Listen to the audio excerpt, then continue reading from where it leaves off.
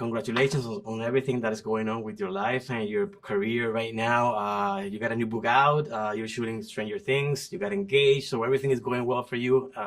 Congratulations for that. And now you have this wonderful film. So let me start by asking something that really got my attention about this film is how it shifted from a kind of Disney fairy tale to this Grimm Brothers dark tale of survival. So as a producer, how was to work with this tonally change from the first act to a new different textures, considering that Juan Carlos is also very experienced working with this kind of films?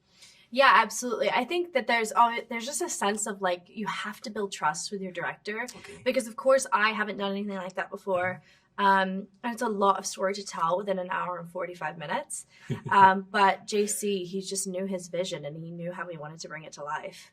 Okay, thank you for that. So another thing that I love about the film is the way that it presents women in control from different perspectives, from the dragon, the queen, and also your character.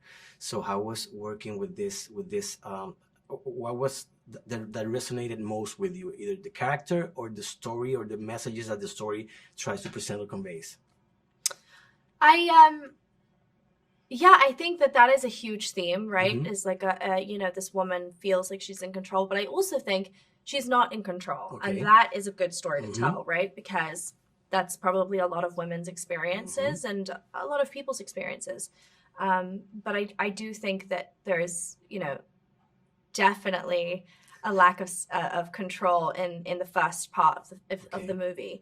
And then when she starts to realize that she's capable and she can rely on herself, that's when she begins to gain that control back. Okay. Was there like any visual inspiration from other projects as an executive producer? Because it reminded me of it had some elements from Game of Thrones and even Dragonheart from 1996, Sean Connery film. So was there any visual inspiration in other projects for this film?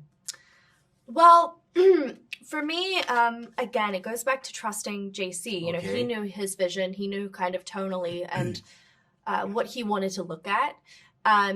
Of course, I would say, like this really reminds me of,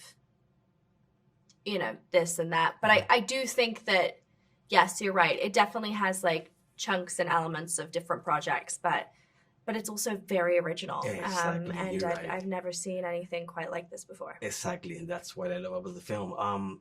Tell me about the physicality of the film.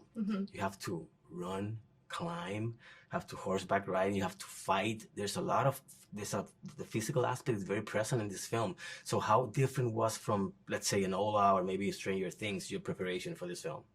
It was really challenging. And it definitely pushed me. I had really never pushed myself like that before. I'm not like somebody who like works out like and has, but I don't do that. Like I try, but I get too bored. I really work out when I'm doing my stunts. So it really pushed me. It was tiring. It was really tiring. My body, I had a lot of physical therapy and, acupuncture and ultrasounds on all of my, my muscles hurt. Yeah, of course. Wow. Yeah. I actually remember the first day I worked, I hurt my shoulder and I was just like, oh yeah. And the whole shooting, like just one shoulder just would have to get work on it because of course, like your body is just really taking a toll. And, I'm not a stunt. It was exhausting watching you doing all those stuff. Yes. So one last question, give me, if the studio allow you to say something about the shooting of Stranger Things, give me some scoop, give me something that I can take. Maybe you haven't said before.